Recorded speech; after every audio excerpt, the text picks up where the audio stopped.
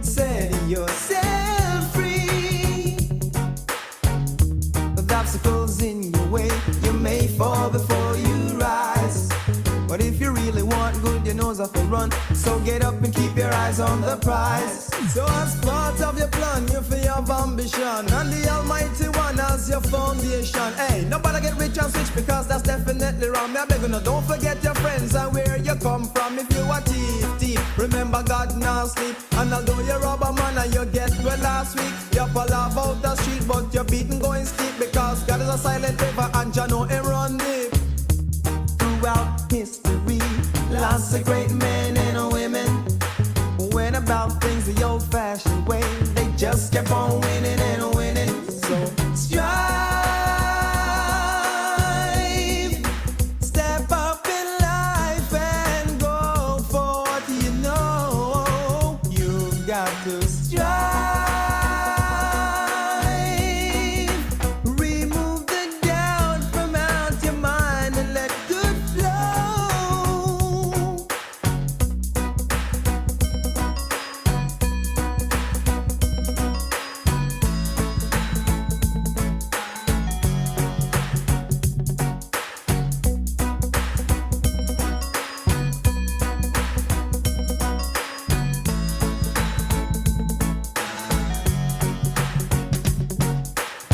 Not moved by smart remarks from people who think they're witty.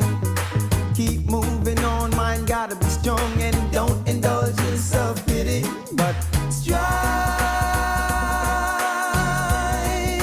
step up in life and go for what you know. You got to strive, remove the doubt from out your mind and obstacles in your way, you may fall before you rise. But if you really want good, you know how to run. So get up and keep your eyes on the prize and strive. Step up in life and go for what you know. We got to strive. Remove the doubt from out your mind and let good history, lots of great men and women. Very good evening, everyone. Welcome. So happy to have you as you make your way into the room. A very good evening, and welcome to our JN Circle Thrive Together live class. This is a special edition, and we're so very happy to have you. So as you come on in, make sure that you make yourself comfortable, get your favorite drink. It's about to be a very interesting and riveting conversation. We are so very happy to have you. So welcome. And I know that for those of you who are here, you are here for a reason. I know that for me specifically, today's class is very close to my heart. Today's class is something that I'm looking forward to. I'm looking forward to the conversation. I'm looking forward to hearing the experiences of others. I'm looking forward to possible solutions, and I am sure that you are just ready and waiting for what is to come. So again, a very good evening, and please feel free to get active in the chat. Please feel free to send in your questions when we're ready. We are getting ready to begin. My name is Basillia Barnaby, content creator and broadcaster, and it is my pleasure to take you through this evening's program. So again, welcome to our special edition of the JN Circle Thrive Together live class series. This is the pink edition as we continue to observe Breast Cancer Awareness Month. So earlier, I spoke to the fact that this class is very special to me, this edition in particular, because my sister, Janelle Barnaby, she was a guest some time ago, right here on this very platform. She is a breast cancer survivor. And so any conversation that has to do with, defining bravery, I am so very happy to be a part of it. And yes, that's today's topic, defining bravery in the face of breast cancer. And we are getting ready to have that conversation just about now. So again, welcome, welcome, welcome. A very good evening to you. And we are going to get right into it by just giving you some tips on how to enjoy this evening's session as we get ready to just dive into hearing from a breast cancer survivor. We'll be hearing from others as well. I soon get into all of that, all right? I soon get into all of that. But you may see popping up on your screen right now a Thrive-O-meter. And what this is we want to measure how you feel right now. We want to measure how you feel at the beginning of the class. And then at the end of the class, we're going to measure how you feel at that time. So you may see a Thrive-O-meter popping up on your screen right about now. And we want you to just answer those very quickly. And some of the questions are, how would you describe your current mood? Let us know honestly how you're feeling now. I know that some of us are faced with different challenges. You may be feeling a particular way for whatever reason. We want to measure how you feel now and measure how you feel at the end of the class. So we want you to take part in this poll right at this time. This is our Thrive-O-meter or pre-class poll. And then you can look out for another poll at the end of the session. I am seeing some familiar faces I'm not seeing faces, but I'm seeing some familiar names in the chat. Welcome again, everyone. We're going to go into some housekeeping matters as we get ready to begin. So as you do your Thrive-O-meter, we are going to just go over a few housekeeping matters. And should I answer this Thrive-O-meter as well? Because I'm feeling excellent. Yes, I'm going to answer my Thrive-O-meter as well. And we want to encourage you to do the same. All right. So we're measuring how you feel now and how you feel at the end of the session. All right. So a few housekeeping matters as we get ready to begin.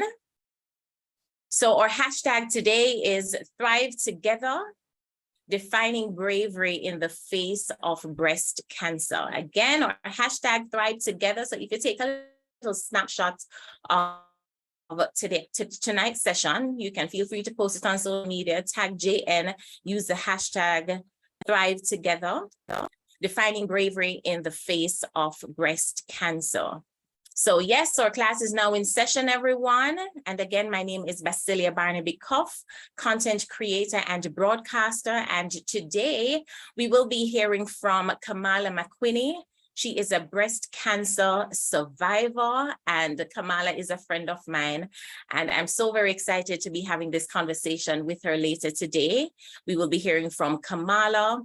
We'll also be hearing from Sandra Samuels, president of Jamaica Reach to Recovery, and Othneil Blagrove, senior manager of sales and marketing at JN Life Insurance Company Limited. So a few housekeeping matters, everyone, as you continue to come in and get yourself comfortable as we get ready to start this conversation. We want you to have a great experience this evening, all right? So you can help me to do that, and we can help each other to do that by respecting all participants at all time, all right? So in our comments, in our discourse right throughout this evening, we want to remain respectful.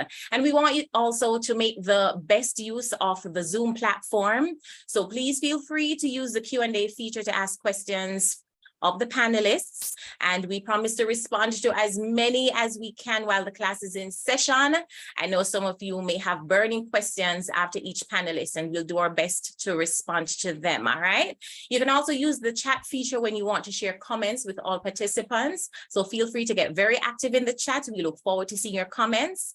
Use the Q&A feature to ask questions directly to panelists. So if you want, you can use the Q&A feature to ask questions directly to panelists. And if you would like the host to enable your audio and or your video, feel free to raise your hand, all right? So I know some of you may want to ask questions via audio or video. Feel free to raise your hand. I look forward to seeing you.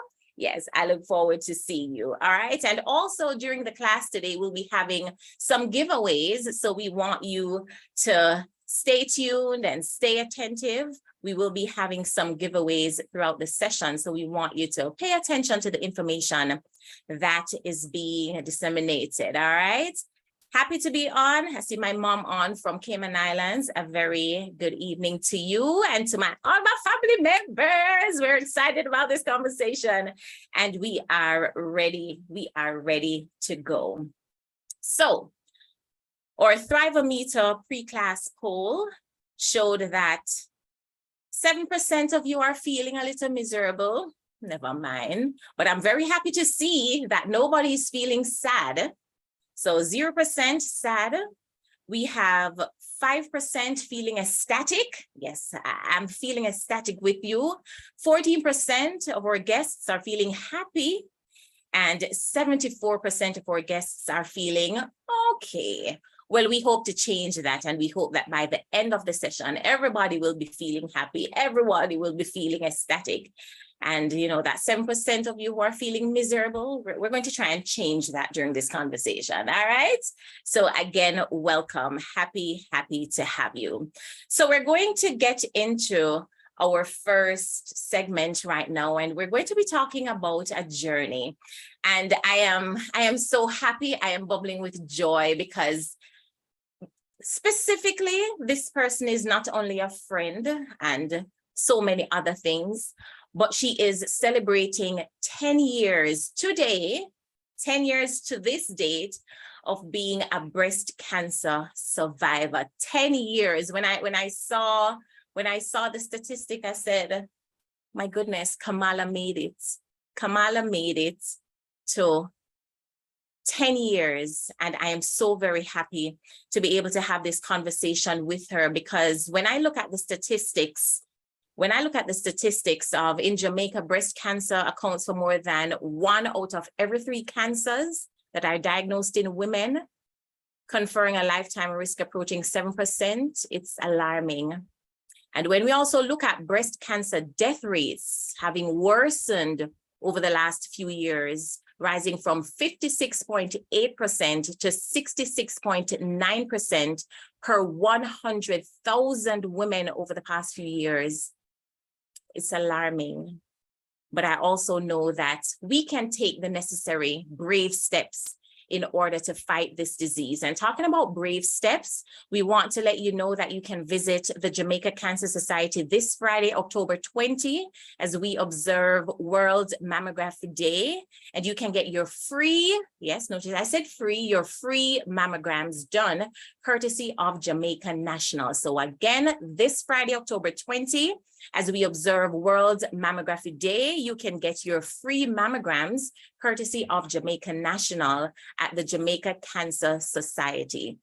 So please go on out, get your mammograms done, encourage somebody you know. Let us all join in this fight against breast cancer. So to get into our first segment, Kamala McWhinney, she's a 10-year cancer survivor.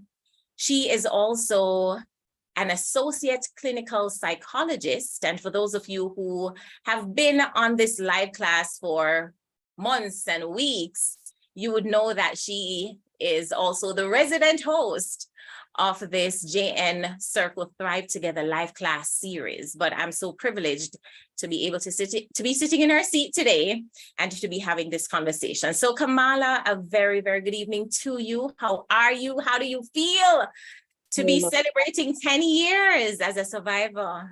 Hi, Bas, and hi, Life Class family. I am feeling deeply grateful. That's the word of the season. It is, I mean, some parts of it still feel emotional, but I think the overwhelming piece for me is just gratitude, because 10 is a big number. Yes, it is. It is. And Kamala, when we talk about bravery, because, you know, it's one thing to say, you know, we need to be brave in this fight, but what does it really mean to be brave when you are faced with a potentially fatal disease like breast cancer? What has your experience been? So, Bas, I feel like an important piece of the conversation, I want to start it before we even get to the diagnosis. I want to start it by the proactive step of like doing our breast self-examinations, and also if it is that we suspect something, to not hide away from it. Yes. So I remember when I was diagnosed 10 years ago, right? I'm getting used to saying that 10 years ago. Somebody said to me, boy, girl, if you knew then what you know now, you wouldn't bother go trouble the breast. Oh, You wouldn't wow. bother go check it out. And I was literally stunned at how much that mindset is prevalent, because that person is not the only person who thinks that. A lot of people feel like, look here, if you're not trouble it, you're not trouble you. Oh. And so I think an important thing I want to leave in the conversation this evening about bravery is being brave enough to confront the unknown. Wow, Yeah. being brave enough to confront the unknown. So it's not a matter of, oh, I'm not going to trouble it so that it don't trouble me. Because really and truly, if you find out early, it can save your life. Absolutely. There's so many women I know who that has been their experience. And unfortunately, you also hear about a lot of women who never had the chance, right, to catch it early. And so the outcome was not what we wanted to be. And even when Sandra comes on later, she can tell you, So definitely, I want to start off there talking about bravery tonight, that it's important for us to brave up and muscle up and strong up our faith up and decide that we're going to be curious and we're going to be proactive in checking ourselves so we can know and we can have the power to do something about what we know. Awesome. But Kamala, before we continue in this conversation, JN, we did a vox pop on the streets of Halfway Tree to find out from persons, what they know about breast cancer. And it's I'm so happy that you pointed out that some people are saying, boy, better me don't know. But we want to know how much people actually do know. So let's just throw quickly to this vox pop that was done on the streets of Halfway Tree to find out what people know about breast cancer.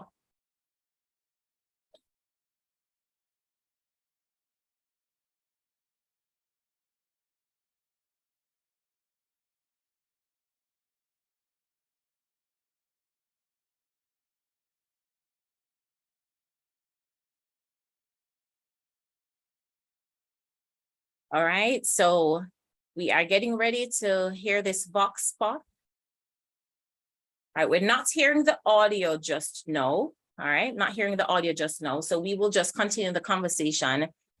And then my team, I'm sure, will let us know when we are ready. So we're ready for the vox pop. So we're just going to throw to that to just hear what people know about breast cancer. And then we will continue our conversation with Kamala.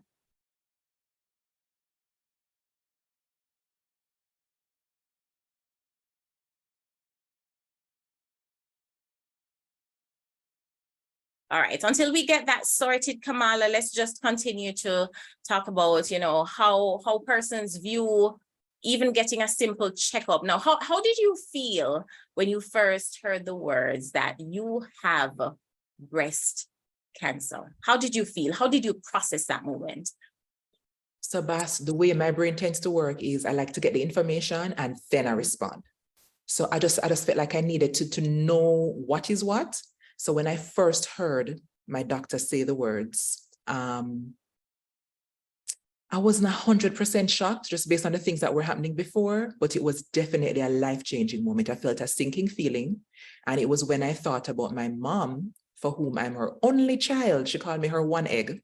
That was when the emotions really, really kicked in. Oh, and were there any moments during your treatment or your recovery when you felt particularly brave for whatever reason? Because I know that it was very challenging for you and anybody who faces a diagnosis like this. Was there something that happened during your journey that made you feel like, all right, I can do this, I can beat this? Ooh, there were several moments. I remember one of them being, to be honest, I wanted to avoid the reality of it. So after I heard that it was breast cancer, I wanted to avoid what comes next because chemo is a big word and a scary word. Yes. So I remember hearing that, listen, chemo is what we're going to do and we're going to start with the chemotherapy. And I remember the day when I went to the hospital, Bas, to get the port, surgically put in for me to get the chemotherapy through the port. I remember being in the hospital for hours waiting on the surgeon to come. And then when we never see him come, I said, God, this must be a miracle in the making. This must be answered prayers. So I was like, yes. So we were literally packing up to go home. And then the nurse came and said, yeah, Doc is on his way. He's running late because, you know, he had like the surgery went overtime. So he's coming. And I promise you, Bas, it took everything in me to not still run through that door. Right. So that was a moment where I felt like I muscled up to say, okay, let's just do the next thing. And then we'll figure out the other next things then tomorrow and next week and the month after. So that was one defining moment for me. Another moment for me was starting the chemotherapy and having my doctors tell me that, listen, you are going to lose your hair because this particular drug combination, this particular drug cocktail, it is going to cause hair loss. And I remember deciding I don't want the hair loss to happen to me. Mm-hmm. Like I need to stand in a position of some kind of power because I have to feel like I can, you know, I can do something. And so I went to the hairdresser and I properly got them to cut it off. So I cut it down really, really low and I rocked for maybe like about 3 or so weeks until I could tell that the drugs were kicking in and I could feel and see the little hair, you know, the little strands of hair falling out. But definitely that was a moment that I celebrated with all of you, like all of my good friends around me. And we made it into a celebration. We made it into a celebration of bravery that, listen, we have some power in this space. We're not going to let cancer just completely overwhelm our ability to just, you know, feel like we have agency. So that was another defining brave moment as well.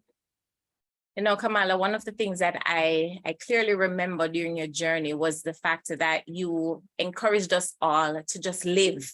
So if it was up to you, every week we would have a trip somewhere because you were big on living and just being in the moment.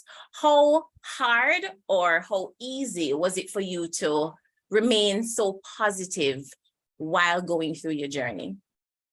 So if I'm to be completely honest, it wasn't even out of positivity necessarily. It just felt like, especially at the beginning, before you know all of the medical information, right? About stage, like what stage is the cancer, prognosis, you know, all these things. When you just hear that it's cancer, I had to confront my mortality, which many people don't like talking about. As you know, it's not a sexy topic.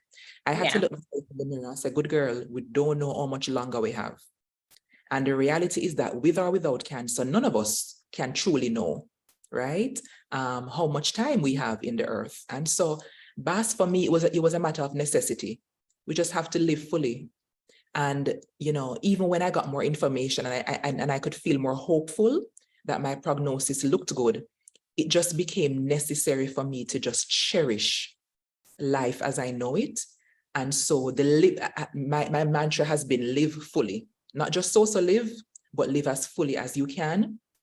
And I remember, you know, just the many ways in which I was able to do that and the many ways in which I had people around me would be like, girl, we're with you. Like the Ride or Die crew, right?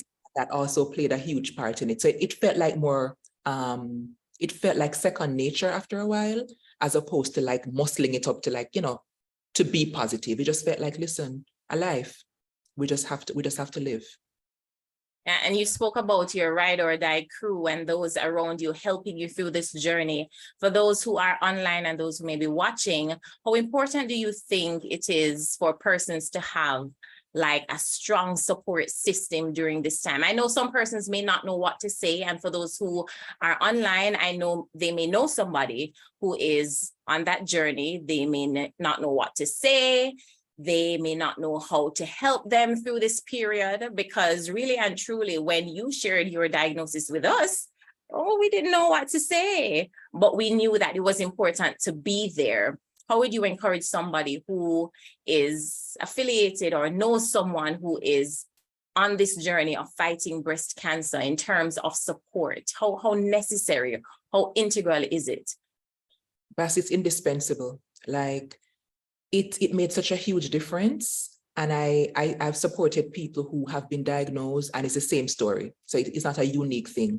Having people around you, even in their vulnerability, saying, girl, I don't know the first thing to say, but I'm here. Yes. That the presence is what makes the difference. So for anybody who's listening and you are going through, or you know somebody or supporting somebody who's going through a journey with cancer, specifically breast cancer, since it's, you know, it's Pinktober, a couple of things are important. One, it's important to remember that it's their journey. So in as much, no matter how close we feel to them, and we and them, I go through, and them I go through. And I say that because sometimes if we're not careful, we can make it about us, even if Yes. we attempt to be supportive. So it's important to realize that, listen, my role here is to support this person. And my role here is to let them tell me what they need. Because you see that thing about what we need best, that can be a whole issue of conflict as well. Because sometimes people assume that you want somebody to praise the Lord and somebody for scriptures. And I am a woman of faith. I believe in that. But there is a time where you feel like, look here, God, why you do this to me? Yeah. You don't really want the strong art preaching, right, necessarily. Or you may not want the whole heap of positivity, like people are saying, oh, hold on to faith and just believe. Yes. That's good and valuable advice. But there's sometimes when it's so overwhelming that you just want to feel how you feel. So again, you have to do that perspective shifting to realize that this person is going through something that maybe I have never been through. So let me allow them to tell me how it feels and what they need. Yeah. Because there was a part in the journey in Abbas where it wasn't even so much like I felt sad about the diagnosis or the treatment. It was that the medication, some of them have side effects which cause you to feel depressed. And it's like layers, your situation is causing one layer, and then also like the literal drugs that you're getting to save your life also have some very wicked side effects as well. So let the person tell you what they need, and try not to be judgmental, because there is a way that sometimes, even though we're well-meaning, we may try to spin a narrative, say, boy, because you do that, and because you not eat healthy. Or you do this and because you do that, or because you do something wrong, or whatever the case might be. That's definitely not going to be helpful. Somebody who's trying to focus and dig deep in fighting for their lives. Wow. So we spoke on the perspective of persons who may be supporting others. What about those who are going through this fight as we speak? I know sometimes, I remember with my sister Janelle, at first she didn't tell anybody. She didn't want to talk about it. And it got to the point where she did not tell us in person about the diagnosis. She made a video. And I'm so grateful that she is still here with us today, another breast cancer survivor. And Kamala, you were a huge part of her journey as well. From the perspective of somebody who is fighting this disease, how would you help them in terms of how much they open up or let in people, in terms of allowing others in to help them along on this journey? Because I know that from my sister's perspective, it can become very lonely even when you have people around you. It can become a dark place even when others are showing up. How would you help somebody to navigate something like this? So on the point of how to respond to people around you, it's complicated because you touch on some very valid points, Bas, that it can be a very lonely journey. On my journey, I was 30 when I was diagnosed, right? So there were not many people my age who were, at Reach to Recovery, people my age who had the same experience. So that was also, a very kind of isolating experience too. And I don't even want to say, I'm grateful for it, but I would never wish it upon somebody. I had a survivor sister who was 10 years older than me, who was going through the journey as well. And when I buck her up in chemo, she looked at me and she said, girl, what you do here? And I looked at her and I said, girl, what you do here? And Bas, her presence on this journey has been just, unspeakably just such a support, because there are some things that somebody not going through the journey cannot understand. Yes. And I went to call her and I say, Raquel, this happened to you? She said, girl, me think of me one. And just that kind of a validation to make you know that you're not losing your mind, you're not making it up, you're not overreacting, it's real. That was indispensable for my journey. But let me tell you a secret. Or let me tell them a secret, because probably you knew, right? When I was first diagnosed, I did not say a word until for 1 year. I didn't speak on it publicly for an entire year. So I was diagnosed October 18th, 2013. And it was maybe October 1, 2014, that I started to speak openly about the fact that I'm diagnosed and that I'm still going through my journey. And the reason for me, it wasn't so much about secrecy or shame. It was about the fact that my emotions were still so delicate that I knew I could only manage my inner circle. And fear, because especially as a therapist and based on the role I tend to play in my family and friend circle, people still look to me even to support me in a way. You know what I mean? So I remember one of my friends, because I was living in Mobile when I was diagnosed, and one of my friends who's also a therapist, right? When I was diagnosed, she called her mother on a ball. And her mother was like, "Where you put tears on the woman picnic for? We you cry for, right? Before you pray for her, right? I hold her up." But she had enough training and enough, emotional intelligence to know that she shouldn't call me and ball. Right. So she called her mother and ball. But there are some people, Bas, we know say if we tell them early, they would have called me and a ball for me. Right? We know it. Exactly. And there's some people who would have looked to me to hush them while I'm going through. So I needed that period of insulation to just organize myself, get adjusted to this journey, block out some of the negative things. Because some people won't come and tell us, "Girl, about doing a chemo, just drink up 2 herbs." Yeah. Right? Or just to this or just to that. People are very prescriptive. And I knew that I couldn't deal with that up front. So initially I needed to only have my inner circle, but as the journey went on, I was able to expand that and share. And now, Sandra and I were laughing before class started that, look here, we've been talking about this like For a long time. We talk about it so openly and we talk about it so often because now it's the most natural thing in the world. But I have to also have grace for that version of me initially that I knew I could not take it. So for anybody who's listening, I will say just be in tune with what you need. But remember, even if you don't feel like it right now, it is so important to have support. And even if that support looks like 2 close people, make sure that you let somebody in and have an agreement that, listen, I'll be honest with you in telling you what I need, and I'm going to ask you to be responsive to what I need. Yeah. I love that, Kamala. And on that point, we again want to just remind persons that this Friday, October 20, is World Mammography Day. And for the 6th renewal of its Power of Pink breast cancer awareness campaign, the JN Group will be financing mammograms for women. So please go on out and get your mammograms, get your free screenings at the Jamaica Cancer Society. That's on Lady Musgrave Road in St. Andrew.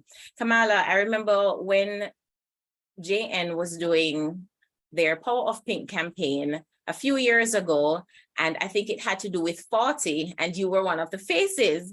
And we were laughing and saying, can you imagine? Kamala got diagnosed at 30, yet she's on this 40 campaign, number 40 campaign. But it also proved to us that persons are being diagnosed much younger than 40 years old, which is the recommended age for persons to get mammograms done. My sister was also diagnosed at 30. And so over time, we realized that the age is nothing but a number. We use that for so many other things, but when it comes on to breast cancer, it's also very true. Age is nothing but a number. What are some of the things that persons can look out for from your experience over the years, from talking about it year after year, and from hearing the experiences of others? What are some of the things that persons can look out for? I know that we share it on social media every October. Flyers are put up, sensitization campaigns are done. But what are some of the specific things that persons need to look out for? Because this can literally save their lives if they catch it early. So I'm going to start off by talking about my experience. So I was 30. A lot of people believe that if you have small breasts, then you pretty much get breast cancer, right? Let's remember that men get breast cancer too. So that myth is completely false, right? It's not true. And so though, at 30, I was like, I barely have breasts. So I'm barely going to get breast cancer. So I wasn't doing no breast self-examination. That's the honest truth of the matter. And that is why when I tell you that gratitude has become like a part of my whole life and identity, Bas, because I'm eternally grateful that there was a symptom in my case. There was something that brought my attention that check out this area. And for me, that symptom was itching. like my left breast was just itching me quite a bit. And I was like, why is this happening? And I wasn't sure if it was something I was using, deodorant or, lotion, perfume, whatever, or, detergent. And so I was just very curious. So one day, my breast itched me and I was scratching the breast and I felt the lump. And then I checked the other breast to see, I wonder if it's just one of those, natural structures in the breast. And I was like, no, that don't feel like it in the other one. And that for me was the symptom, right? That led me to go and see a doctor and find out what was going on. There are other symptoms. I'm not a medical doctor, but I've pretty much studied this, right? By virtue of my experience and being a part of forums like this. So other symptoms can look like having any kind of discharge coming from your nipple, right? Anything that should not be coming out. You're not pregnant, you're not lactating, but you're seeing something oozing from the nipple. That is something to get checked out. We're not freaking out anybody this evening. Right. Stand in your power and be proactive and be brave and get checked, right? Sometimes you may see that the nipple is dimpling in, so that the nipple is kind of what do we call it? It's kind of like pressed inward, kind of like sinking inside of the breast, kind of like it's lopsided. That's something to be mindful of as well. Pain. If you're having persistent pain in an area of your breast, get it checked out. There is this second myth, Bas, that if it's a cancerous tumor, then it's not painful. Yes, we've heard that. That's absolutely not true, because the tumor that was in my breast was painful. And my survivor sister had the same experience. And she was told that she can relax because since you're having pain, it can be breast cancer, right? And so that's not true. So if you're having pain, definitely get that checked out. Yes, thank you, Shade. And am I seeing Iris? Yes, yeah, so the nipple is inverted. Yeah, sometimes you have rashes. Or the skin around the nipple is broken or it's flaking. That can also be something that we need to get checked out. So anything that is not normal.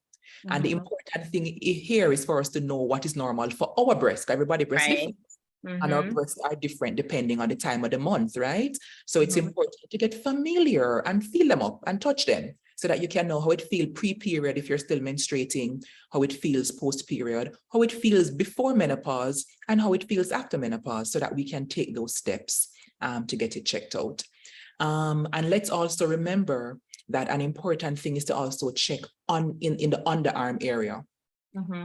Because sometimes that's where, because of the connection between the ducts of the breast, right, and the lymph nodes under the arms, sometimes you can have pain, swelling, something abnormal happening in the underarm area, which can tell you something as well. So when you're checking, check your underarms as well. Lift up your hand, right? And feel all the way come around until you reach the nipple, right? And then also check like your chest wall. And let's also remember that not all cancers start off with an actual tumor. Okay. There might not be a lump, or there might not be a lump that we can feel, or there might not be like a literal area of concentrated cancer. It can look different for different types of breast cancer as well. So I'm loving our tech team here just dropping the stuff in there. Any kind of rashes, pain, nipple inverted or discharge from the nipple, or itching can be symptoms as well. All right. So I hope that persons are taking note.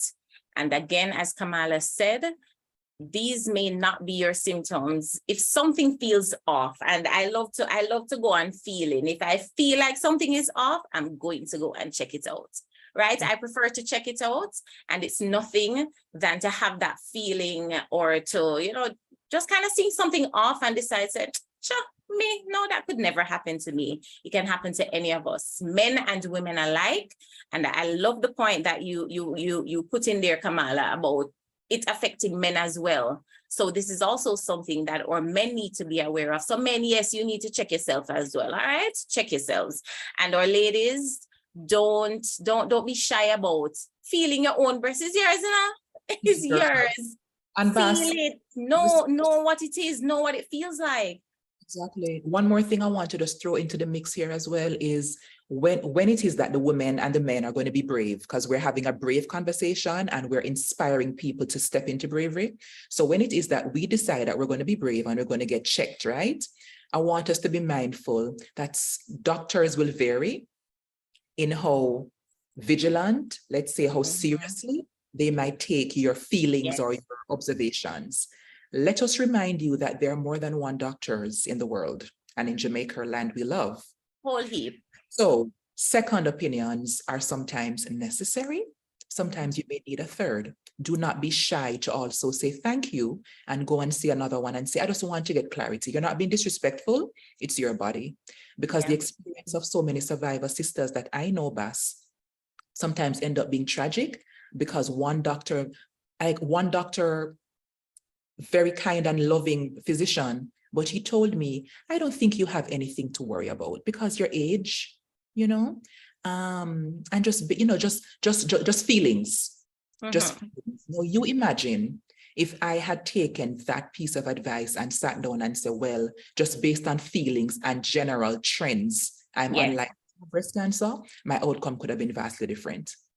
I was on a webinar recently with Sandra, and an oncologist was on the call, and she said her youngest patient who had breast cancer, I believe, was either 13 or 16 years old.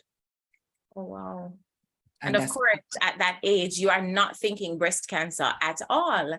It's nowhere in the forefront of your mind as it relates to breast cancer, but it turned out to be. So yes, if you go to a doctor and the doctor, probably feels very casual about it, but you still have a strong feeling that no, something is wrong. You have to take your health into your own hands, get a second opinion, get a third one if needs be. And Kamala can tell you stories upon stories where she just kindly said, okay, going to get another opinion. And it's incumbent on us as women and men, when we have a strong conviction that something is wrong, get a second, get a third, get a fourth opinion if you need to. Because at the end of the day, all them are going to say, sorry. Sorry, never catch it earlier. Yeah, don't sit down with it. Don't sit down with it because of age. Don't sit down with it because of trends. Go and get checked. Thank you so much, Kamala. I am so happy that you're celebrating 10 years. Again, congratulations.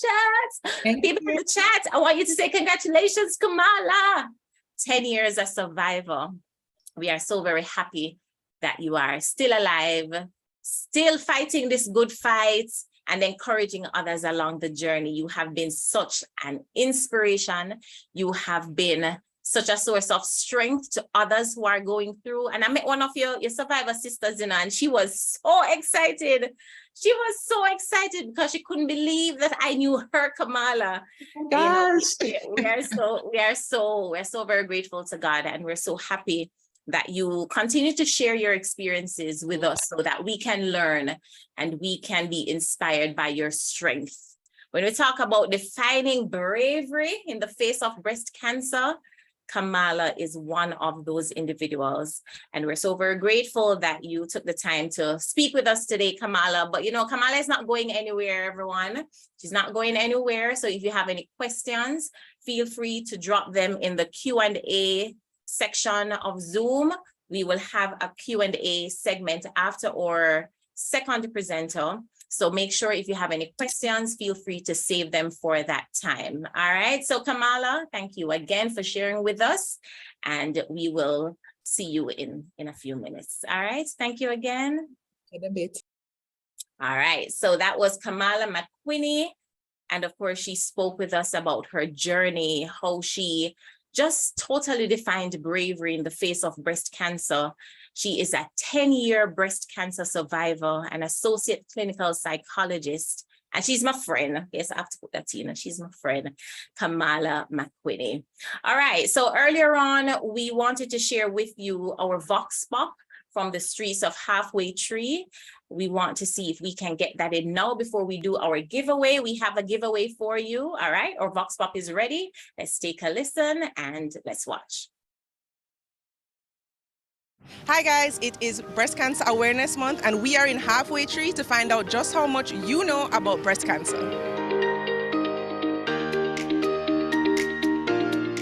True or false? Breast cancer is the leading cancer in women. True. True. True. True. True. True or false? Breast cancer only affects women. I say probably true.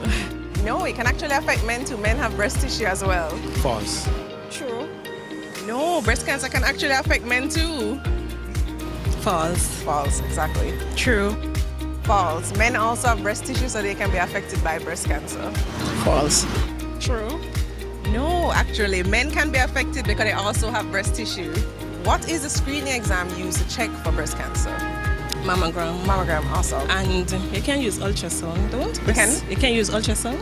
Yeah, you can use ultrasound to check for it. Is it mammogram? A mammogram, absolutely. A mammogram. What, screening exam? Yeah. So if you had to go check for breast cancer right now, what exam would you do? I don't know. A mammogram. So you can go to the Cancer Society and do a mammogram. Or you can do your self-checks, which is where you feel under your arm and across into your breast tissue. Okay. Remember to get your breast cancer screenings done at the Jamaica Cancer Society and follow along with us for all we're doing at #JNPowerOfPink.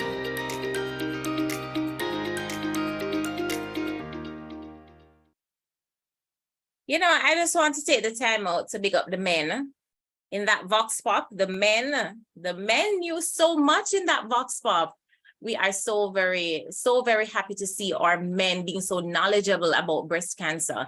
And yes, men, you can also play a role in helping your ladies, the women in your life, to be proactive in checking for signs and symptoms of breast cancer. My husband knows how to do a breast examination and he reminds me to do my self-breast examination.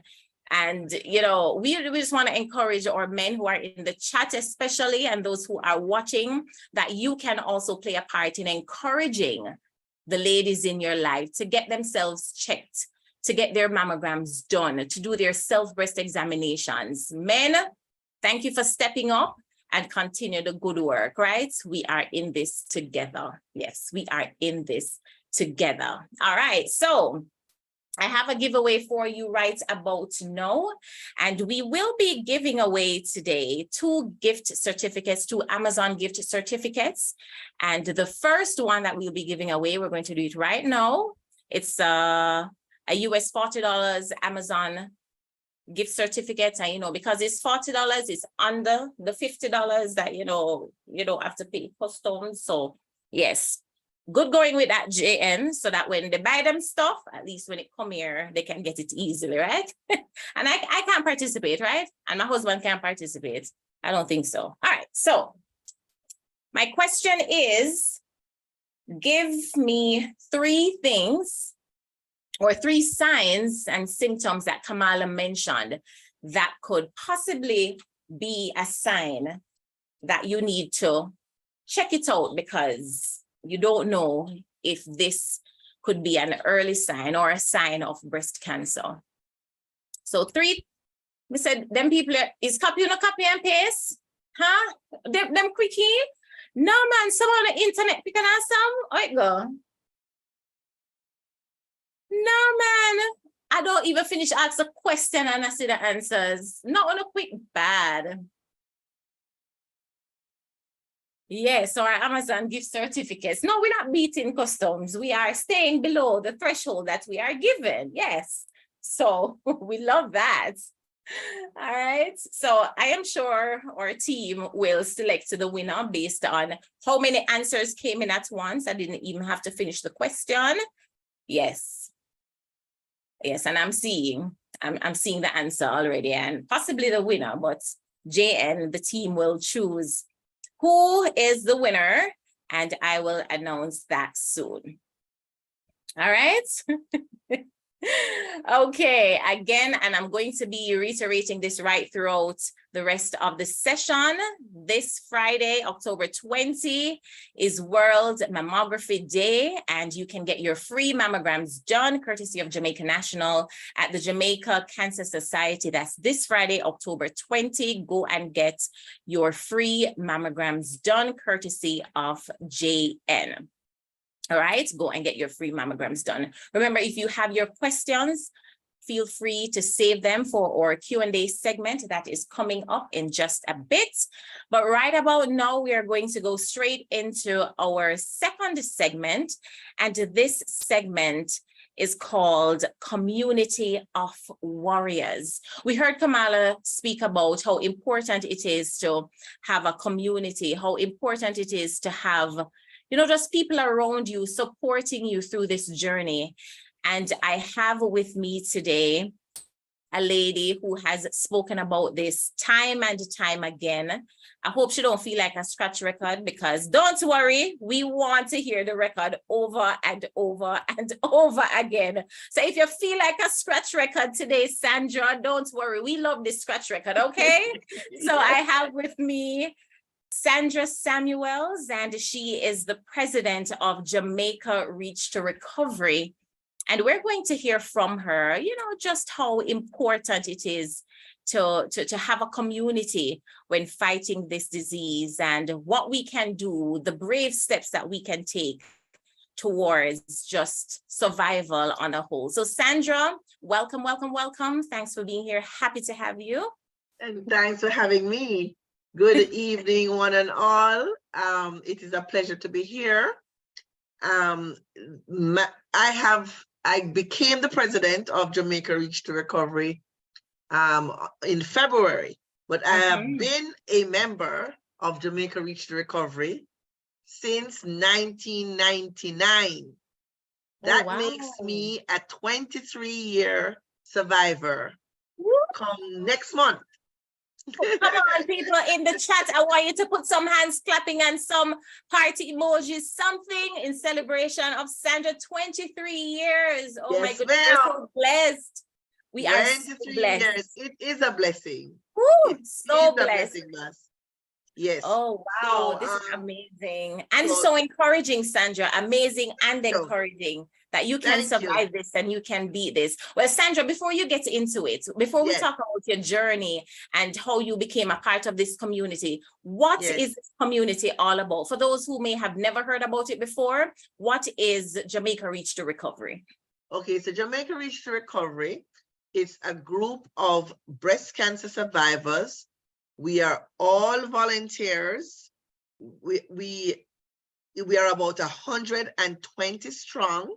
Wow. So you see how much of us, and these are just who is in the group. Remember, there are many survivors, but it's 120 of us strong. We offer support in terms of counseling, and we also offer support financially. Now, that doesn't happen very frequently around town. Yes. We are very proud of our status. We are a charity organization, a registered charity. So if you give to us, you can write it off as in your taxes. Yes. And so we offer women. Well, first of all, why we decided to help financially. We didn't see it as a choice, really, because back in the day, we really only did. We are 46 years old, but we were known only for our counseling. But as time went on and we saw persons coming in, you can't really say you're helping me, and I can't find the first dollar and you can't help me. Yeah. Right? So we looked at it and we said, okay, we have to do some fundraising. And so we started, this is the 21st staging of our run, which is our major fundraiser.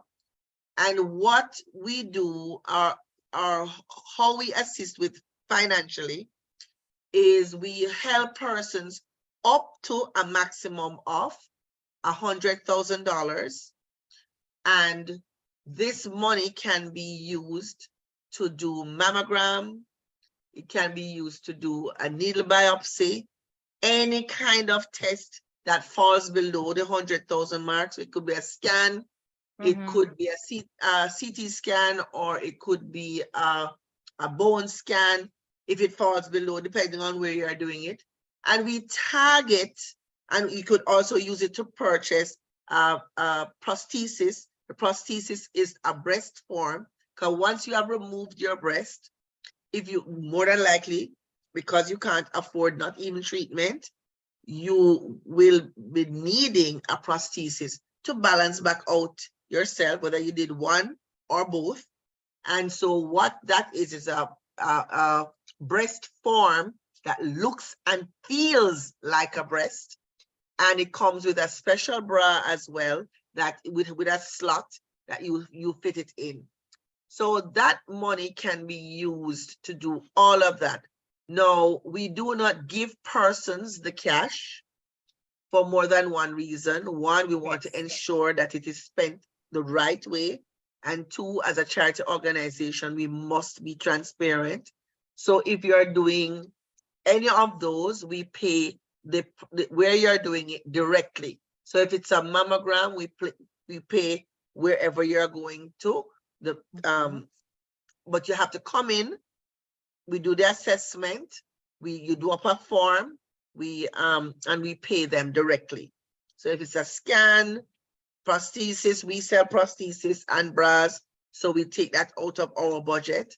And so, you know, it is very important that when you have survived breast cancer, you feel quote unquote normal, or you look quote unquote normal. It's very important. But many persons, Bas, cannot even afford the mammogram to begin with. Wow. Many persons that I have counseled a few that really talk about feeding the family or doing the treatment. Wow. Paying the bills or doing the treatment. That is their choice. Some don't have it because some are not working. Yeah. And if you are not working, the cost of treating breast cancer is extremely, extremely expensive. And so most of these persons, or all of these persons, if they choose to do so, will have to go to the public system. And as you know, the wait is a bit long. Yes. So we do what we can for them to have like a speedy turnover with their mammograms by getting it done privately and then going to get the follow-up. But it is really a challenge financially for most persons to do the treatment. You started speaking about what I was going to ask you about just now as it relates to challenges. So we're talking about the financial challenges, persons just not having the money to cover the costs that are associated with treatment and getting tested. Are there any other challenges that you can think about that? Absolutely, there are many. There are many, Bas. There are many. Okay, the one that comes to mind first is, unfortunately, and Dr. Copeland, we had a meeting the other day and he was expressing how distressing it is because he has the breast clinic down at the KPH. And what he's noticing is that persons are presenting with stage 3 and stage 4. So let me just break that down.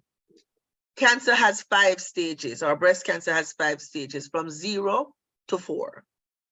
So 0 and possibly 1, you have no spread. That is the easiest time to treat it.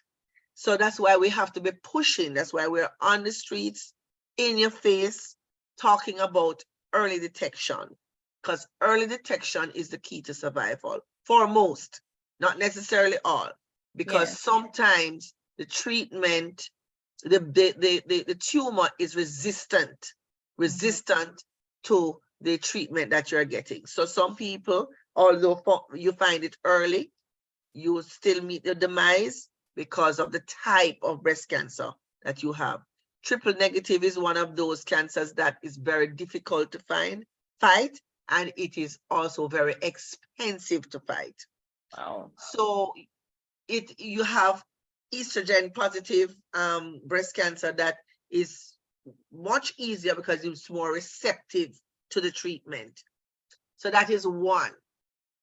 People need to stop coming in, or we need to start seeing people coming in at a very early stage so you can survive, you can give your best chance at survival. It's not that we want to bother you, but we want to ensure that if you do find a lump, you catch it early. And sometimes the mammograms can find it when it's in the salt or sand stage, as they call it.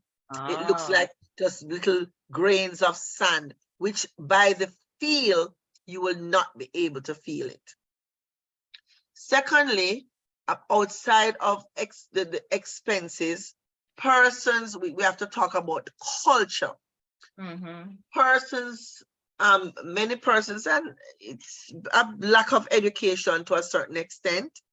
Some people think it's obia, right? Some people think it's a family curse. Some people will tell you, say, an umbrella, they juke them there one time, and it's because the umbrella, they juke them, why them have breast cancer, or they hit the breast. So a lack of knowledge is a serious problem. Persons have also not gone to have a mammogram because this misnomer of a mammogram being extremely painful. Now let us break down what a mammogram is. A mammogram is an X-ray. However, you have it's between two plates that squeeze your breast together. And when I say squeeze, I use the word lightly because it pushes the skin and the breast together, and then they take a quick film. By the time they squeeze it and stop and go and take the film, it's seconds, not a minute. It's not holding for a minute. So it is uncomfortable. Now, if you were having pain before, that's a totally different scenario. You could have been having pain before. So clearly the mammogram would be painful. Yes. No, but the truth is it's still very quick, seconds, and it's over. So I want to implore people not to not go for a mammogram because you hear it's painful. Think of it this way. You know that legal scale, right? Justice scale. Yeah. This is life and this is death. Which one you want to be on? That's how I look at it. When I found my lump, which was not, by the way, found by a mammogram, I was 35 when I was diagnosed, and I had a lump 9 years prior. So I was doing my self-breast examination because you know that tell you don't go for a mammogram until you're 40. And I was just about to talk about that, but finish your point. That's because of the density of the breast. It's very hard to pick up. So I was doing my self-breast, well, it wasn't during a self-breast examination. I have the comfort thing that I do when I kind of sit watching TV, I kind of rub my chest. You know, some people feel a pillow edge, some people twiddle their hair. That's what I do. So I realized that there was a difference because I've always checked my breast. Because when I took out the lump 9 years prior, it was benign. So my doctor said, make sure you check your breast regularly to ensure that the lump doesn't come back or nothing is there. So I always check my breasts. I check my breast the same time every month, and that's what is recommended, not during your period, because during your period, your breasts tend to be lumpy and you may suffer from fibrocystic disease. Now, that is to say that not all lumps are cancerous. So if you find a lump, do not panic. Just go to your doctor to check it out and to ensure that it is not cancerous. But just don't panic. Just do what you have to do and do it quickly. So when I found my lump, it was in my chest wall. It was in the 12 o'clock position in my chest wall. So therefore, the mammogram would not have picked it up, because the mammogram really picks up the fatty part of your breast, right? So mine was in my chest wall in the 12 o'clock position. So mine was really picked up by a ultrasound, and then I followed up immediately after with a needle biopsy. So the needle biopsy confirmed that it was indeed breast cancer. So the challenge is now, if I had no money and the doctor said to me, okay, can we do another test? I would say, no, because I don't have the money. Right. So he said, we come back to money again, you see? And some people have sometimes, they say, what the doctor want more tests for him, and my money won't take. That is sometimes the mentality, because you kind of don't really want to know. That is the truth. You don't really want to find out. But to follow up on what Kamala was saying about somebody saying to her, boy, she really shouldn't did go. That is an absolute no-no. You find something, time is of the essence. Cancer is time sensitive. Yes. So between the lack of knowledge, the lack of funds, and another thing is there is a shortage of mammograms in Jamaica. When I say a shortage, let me explain. Trelawney, St. Mary, and Portland, no mammography machine. Kingston has about 9 or 10. Montego Bay has about 3. And Manchester and Mandeville, I think, has about 2 or 3 total. All the other parishes have 1. St. Anne has 2, and a lot of times that St. Anne one of them are down. So you see, we have an access problem. But if we were to get everybody going out for mammograms, that maybe would be a challenge. And a lot of people have to come to Kingston to get the mammograms done. Now, that is a serious problem when you are having a campaign about early detection. You need to have access, more access in Jamaica.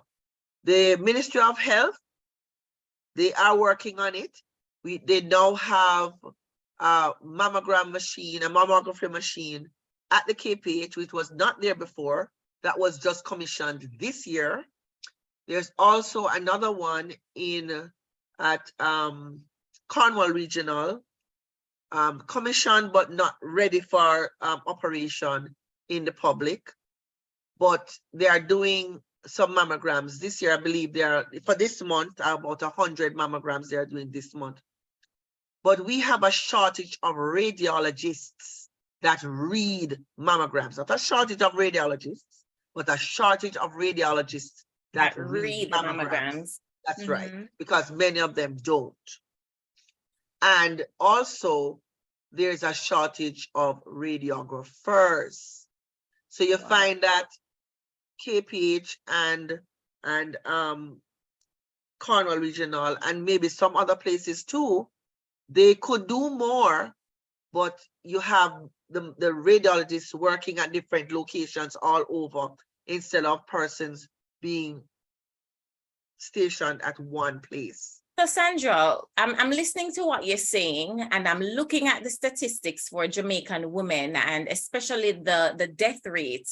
Yes. What can we do then? What can we do in light of we can certainly do more lobbying, gender issues, because it is, I was told that by Dr. Copeland as well, and he is in the know because he does that every day. Right. If you put colon, cervical, and uterine together, breast cancer still by far surpasses. We are now at 1 in 15, as you said before, 7% of our women getting breast cancer. But even worse, as I said before, they are presenting late stage. What we are seeing for the month of October, although there is a sea of pink, everybody knows about breast cancer, but they are not moving to get screened. That is a problem. They're not moving to get screened, and they're not moving to get screened out of fear. Now, fear is real, and I'm not going to say that, you know, it's not frightening. It's not a challenge when you hear. It's not debilitating sometimes. But the truth is, if you want to survive, and that was my thing. When Doc told me that I had breast cancer, at 30, I mean, I went in shock. 35, I went in shock. That was my first.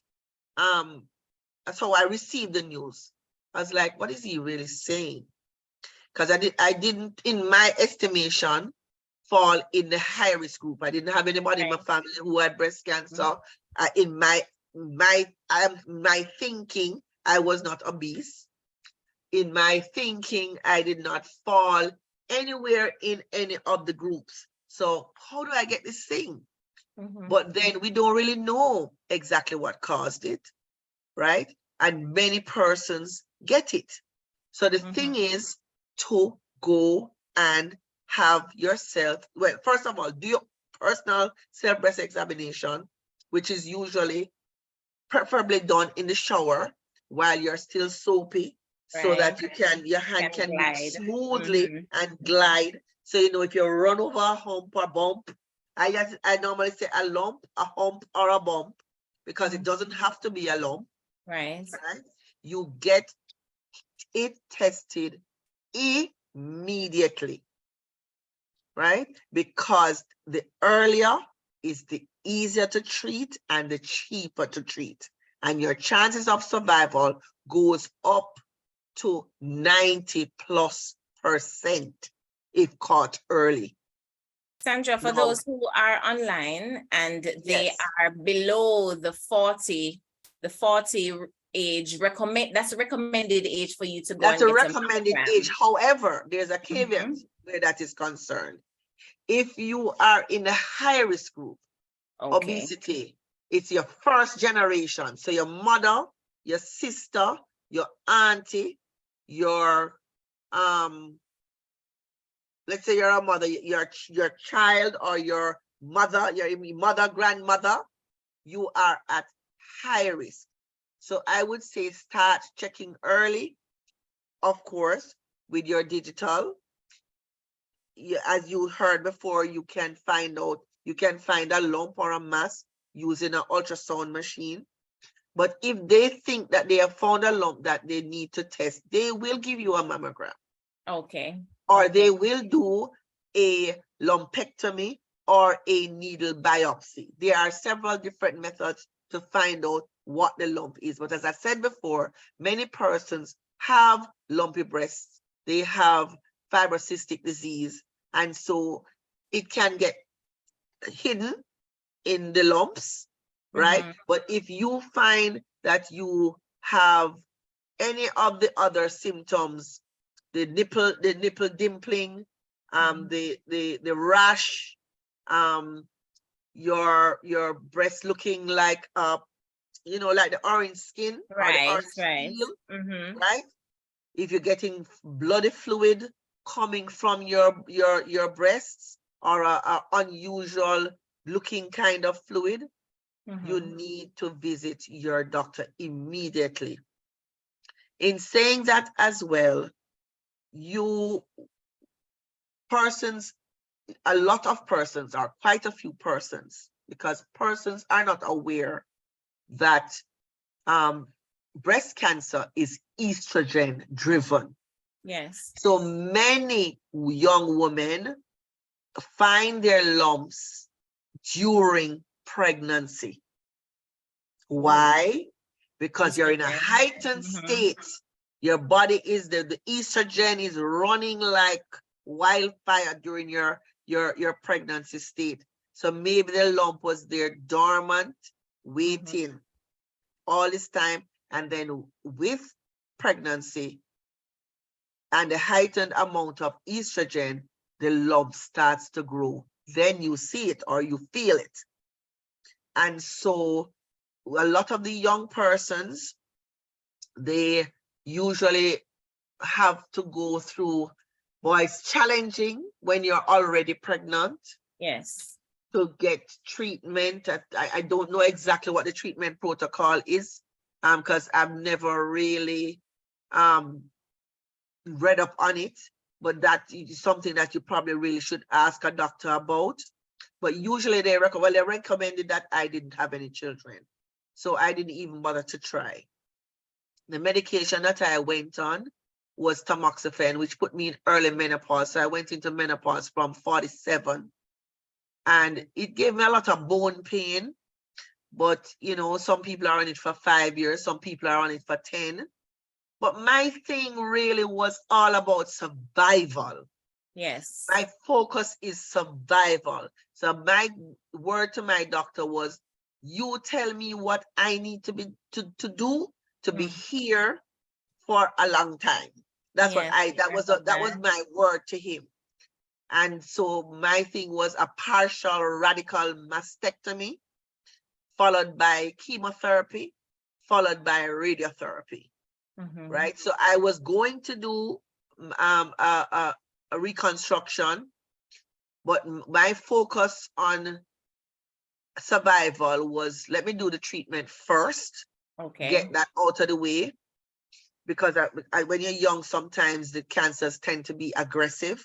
And so when after doing that, you know, my doctor said to me, my oncologist said to me, you know, Sandra, I think we need to radiate the chest as well as under the arm, because they found they did a nodal clearance. And so, you know, I like to remind persons to check underneath the arm, because nobody told me 23 years ago to check underneath my arm. And you know what we call wax and cannon, right? Right, which is really the swelling of your lymph nodes. Right. So the lymph nodes I took out 14 lymph nodes and 4 of them were positive. And that's how they tend to stage you, based on nodal involvement and the size of the lump. So based on my size of my lump and the nodes that were involved, I was at stage 2. I had spread to my underarm. It did not go any further than my underarm, thank God.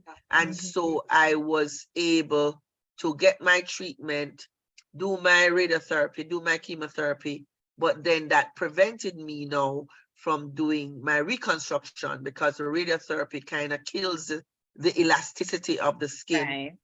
So I would have to wait. And by the time I waited, I said, can't bother. You know, it would have been, because to do a lot of 6-hour surgery. Yeah, Just to recover and everything. Yeah, to go back through that after recovery. Well, you're here and we're happy. Right, exactly. Survival. You know, the only thing that I can't wear my sexy backless dress, but I can wear off the shoulder.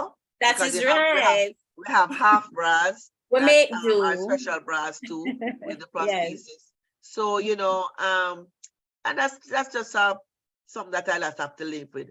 You know, the truth is, when I was diagnosed, I stood up in the mirror, because I had 2 nice perky breasts that I was very proud of. So I kind of stood up in the mirror and I looked at it for a couple hours, because the doctor said you'll have to remove it. So a lumpectomy was not an option for me, because my breasts were not very big.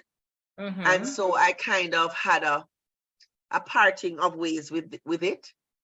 And then I said, okay, what's next? Survival. I mean, once the tears dry up, because I'm an eternal optimist. That's who I am. And if anybody knows Sandra, you know, right? I'm an eternal optimist. So I mean, death really never came to mind. What I wanted, my biggest challenge as a young girl on the dating scene was, okay, so now I have 1 breast. All right, so the guy is starting to date me. At what point do I tell him that this is my situation? That was my biggest challenge. Out of from Because breast you were cancer, young. from day one to now, that was Mhm. my biggest challenge. Well, I mean, that was in the early stages. No, it's neither here nor there. I tell you straight up, because of course, you know, when this happens, remember your breast is a part of your sexuality and you know, your Yes. image, and you know, when you're thinking about now being imbalanced and you know, is a man going to find you attractive, or you know, how am I going to deal with this if he rejects me? Because that was the biggest thing, and I'm have a challenge with rejection. Yes. And so that was my, I would say that was my greatest pain out of all of the treatment and everything. Wow. That was my biggest challenge, because you know, nobody wants to be rejected. Yes. But I'm here to tell you 23 years later that the men are more mature than we think. And it has not really been a problem.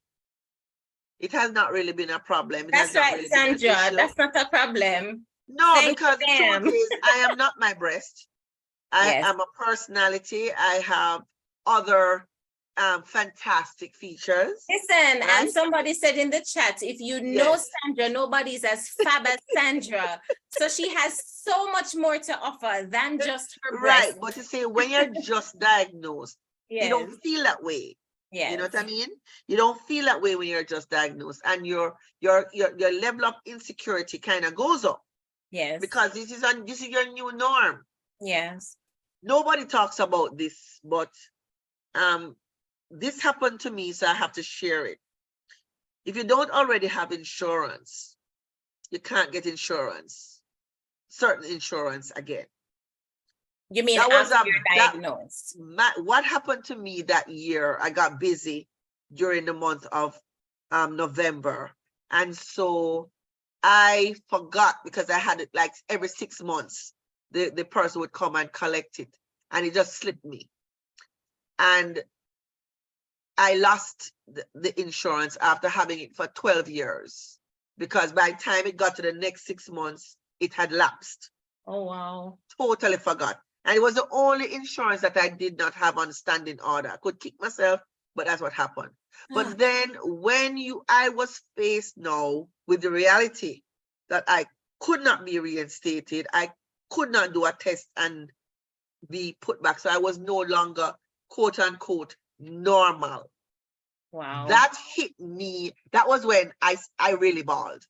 Oh, wow. I really bawled, because there was nothing that I could have done to fix it. Yes. So I was now in a category of people. Nobody really talks about it, but it's our reality. Yes, yes. So the truth is, once you have your policy, make sure you hang on dearly to it, and make sure you service it, because once you lose it, that's it. At least for a period of time.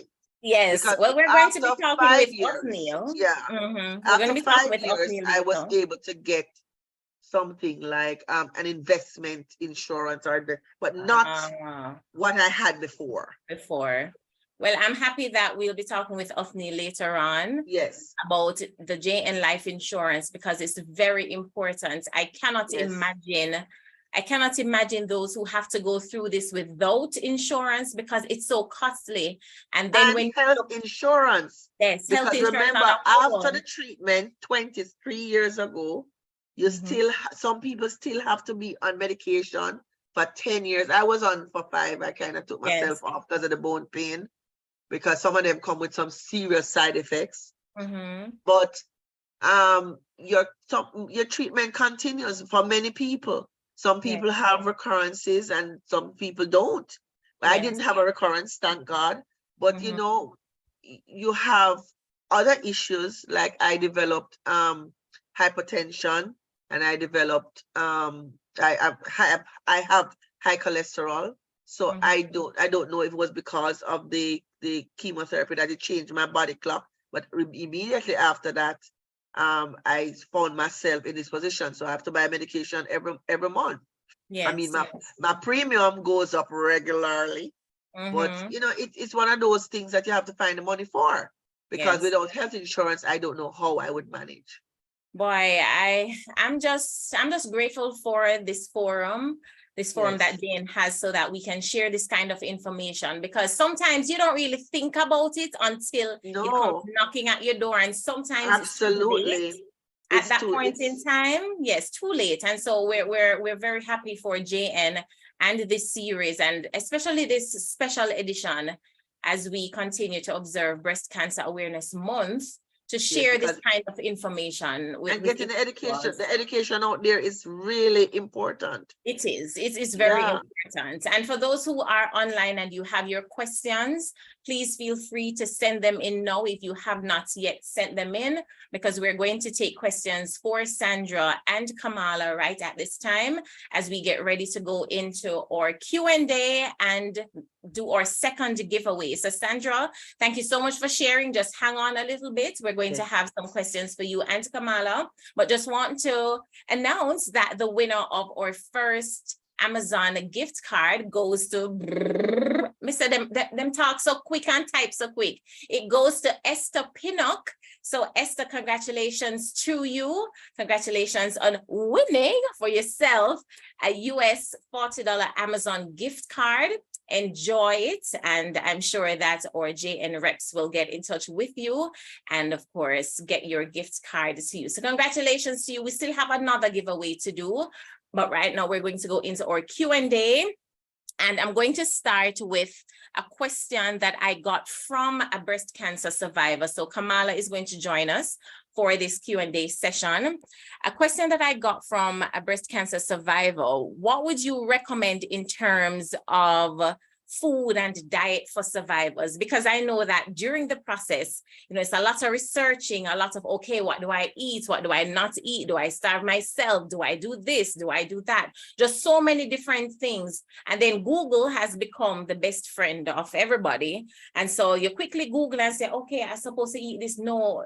Okay. So people are sometimes caught in this whole matrix of, okay, what do I do? So many things happening around me. What do I do? What would your recommendation be? I'll start with Kamala and then go with Sandra, and then we'll go in the rest of questions. So based on the research, there are several categories of foods which we know are not good for us generally, and especially when your body's kind of compromised going through the treatment and when you want to be fighting off these harmful things. So heavily processed foods. So things like our favorite bacon, it's not really, supposed to be all up in the diet. Things like the salami and those processed foods, things that have a lot of preservatives. So even our good canned goods, right? Because they have to add the preservatives to keep them for a long period of time. We have to be mindful to kind of minimize those things. Lots of the sugar. I've heard people say cancer loves sugar, right? I'm not a dietitian or a nutritionist, but just generally we know that anything that's heavily like a lot of refined sugars and refined foods are not good for us. So my recommendation would be to get as many plant-based meals in as possible. The closer it is to nature, the better, right? Yeah. Lots of veggies, lots of fruits. And if we can get the fruit juices without adding sugar, those are always good for us to have. And find, creative ways to make the food attractive, because definitely if you're going through treatment, the chemo and all that stuff, you really want to be enjoying the food, and you want to also do yourself a solid and make it as healthy as possible. Generally speaking, based on my own, let's say research or my own studies, dairy is not our best friend either, because dairy produces a lot of mucus in the body, causes a lot of mucus production and a lot of inflammation, which is not good for the body as well. So if we can minimize the dairy, minimize the sugary foods, minimize the heavily processed foods and those that are heavily preserved, and we substitute those with a lot of plant-based, closest to nature we can go, then we're in good stead. Anything you want to add, Sandra? Well, I was very bad, but I just want, Kamala covered almost everything in terms of what to eat. Now, what I want to talk about is eating during treatment. First of all, your taste buds go. Yes. Perhaps your mouth is sore. And so most times, and some people really have a lot of vomiting spells. But we do get something for nausea. But what I can say is that you have to eat by memory because everything tastes like trash. And so I would say during treatment, especially chemotherapy, you want to do like quite a bit of coconut water, flush your system, lots and lots of water. Because remember, this thing is poison in your system, right? So you want to do a lot of fluids, no sugar, keep the sugar out. What I normally have during for like breakfast is like cornmeal porridge to kind of try and clean out my bowels, kind of take some of the toxins out. I was told not to have too much green juice during that period either, because remember, chemo is breaking down the body, and the green juice builds it back up. So green juice, not at that time, but we had like carrot and beet to kind of keep your blood count up. Because if your blood count is not up, then you can't do the treatment, the following treatment for the next month. But outside of that, really and truly, exactly what Kamala said, just trying to eat healthy. They have not said anything about not eating meat. I am a meat lover. I must confess my sins. But I think it's how you prepare it.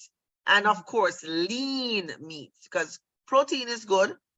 Unprocessed foods. So you want to eat foods that are not, well, first of all, the hormones. If they have hormones in them, you want to avoid those. And pretty much that's about it. Lots of leafy green vegetables, not too much fruits at that time. And when I say fruits, like a lot of banana, the ones with the high fructose, like banana and pineapple, you want to kind of keep those to a minimum. But like melons that has a lot of water content and stuff, you can just work with those. And I think that we can all, the rule of thumb. Okay, and I think that we can all apply that to our lives. White rice, Yes. the white rice and the breads. Yes, those you wanna leave those out too. Well, we can all apply this to our daily diet, even for those of us who have never had breast cancer, because really and truly, you don't want to be reactive. Yes, we know that, maybe it's not directly linked, it could be hereditary, but you want to have a healthy lifestyle. So if God forbid, you end up in obesity. Yes. Obesity puts you in high risk. Yes. And obesity don't mean you look fat. Right? Obesity means your BMI says that your height to weight ratio must be within a certain range. Outside of that, things start to go wacky. Yes.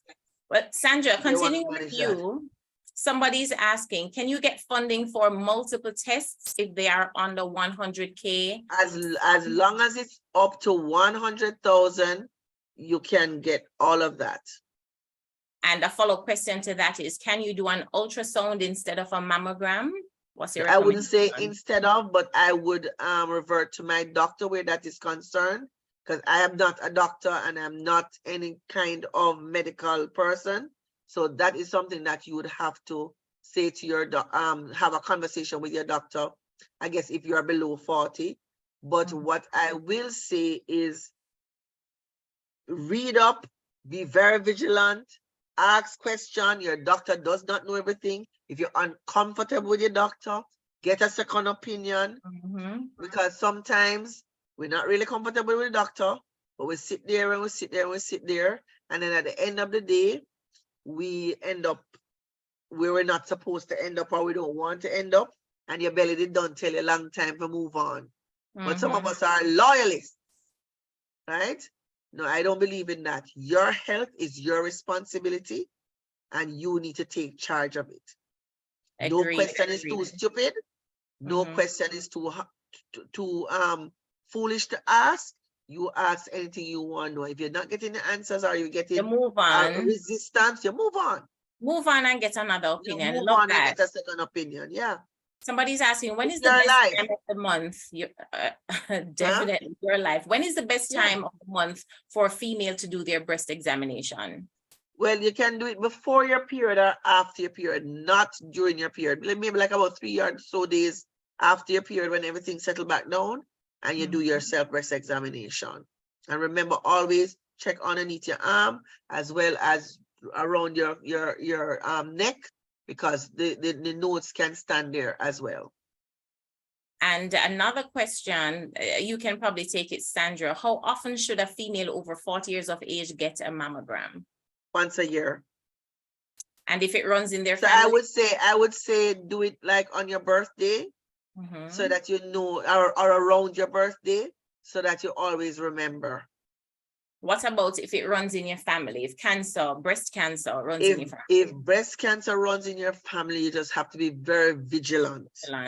Right? And now these days you can do the BRCA gene test to find out if you are a candidate for breast cancer, because that they have that now. Back in the day, they didn't have that for me. At least now you can check if you have the gene. And if I can jump in here, Bas, Go ahead. As it relates to the BRCA gene test, definitely it's a valuable piece of information to get. But remember that even if you do not test positive for the BRCA gene, you can still get breast cancer, because I tested negative for the BRCA gene, but here we are, right? 10 years after being diagnosed. Okay. And then also coming out of information that we heard on, was it Sunday, Sandra, from the pharmacologist?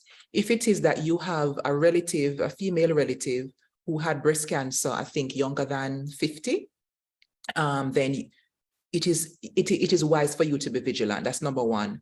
Number two, in terms of when you start to get your screenings, or when you start to be like really, observant about what's happening in your body, they recommend 10 years younger than the age of the person's being diagnosed. So for example, if you have a sister who was diagnosed at age 45, then you need to start your screening at 35.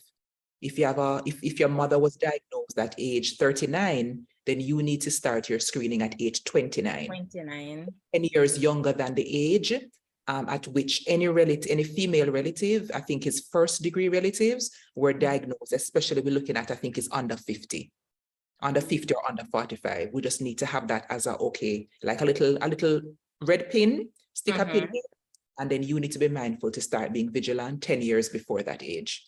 Kamala, and one thing we didn't mention. Sorry, Sandra, just one before thing you go. Go ahead. One thing we didn't mention, and that puts us in high risk to people who have children late or none at all. Ah, okay. What is BRCA gene, Kamala? For those who have no clue what the BRCA gene test is, we know of the mammogram, we know of the ultrasound. For those who have no clue what it is, what is it? So pretty much the BRCA is BRCA, so it stands for the breast cancer gene. So the genome testing, testing the human genome sequence, and they have found that particular gene is, if it's present, then you are very likely to get breast cancer, almost certain that your body will develop breast cancer at some point. So many of us know about the BRCA gene from Angelina Jolie's very publicized experience, where she had, I think her mom or some close relative died from breast cancer at a fairly young age. She got tested and realized that she was positive for the BRCA gene. And so she did what we call a prophylactic mastectomy. She decided she would do something before something do her.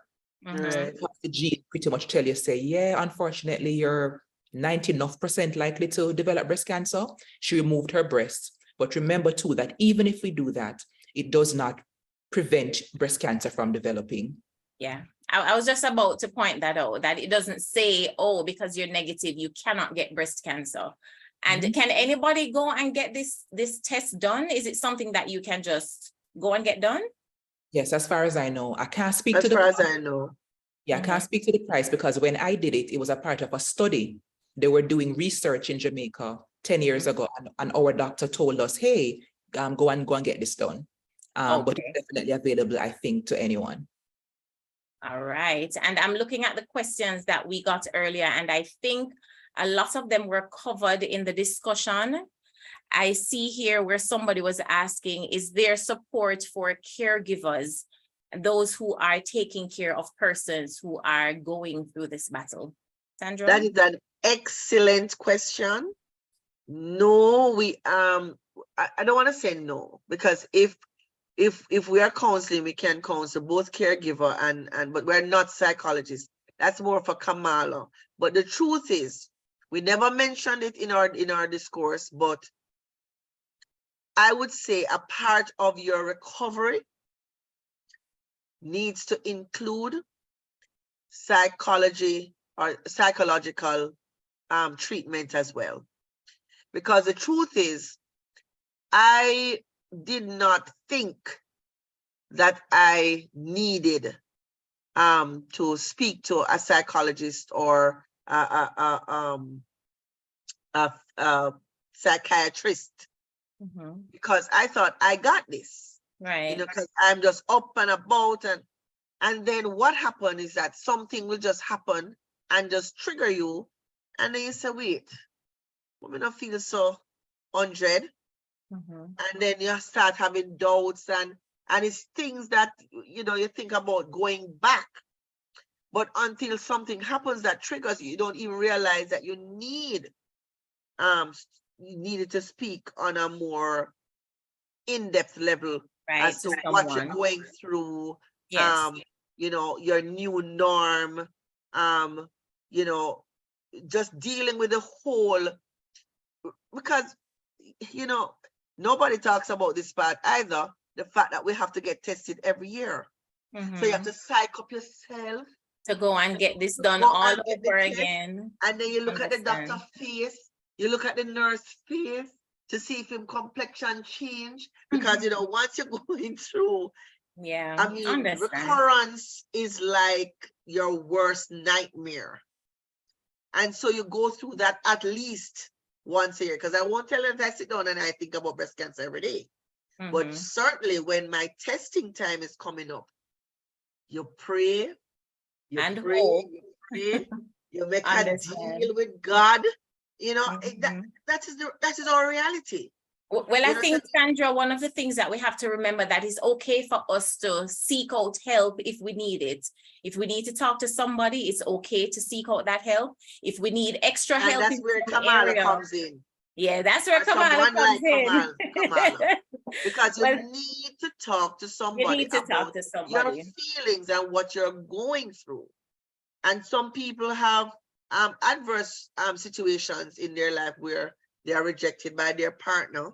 Yes. Or, they're going through image issues because maybe they were, they had big boobs and now they have none. Yeah. And so that's the bottom line. challenge. Yeah. The bottom line is seek help if you need help. I know it's hard, I know it's challenging, especially mentally, but that goes for the caregiver as well. And that goes for the caregivers. We because are getting ready. On all of it. Yes. Yes, definitely. We're getting ready to jump into our last segment because we want to get this information in. So if you still have questions, please feel free. You can send them in the chat. And of course, we will see if we can answer them in the chat as we go into our third segment. Thank you so much, Sandra and Kamala.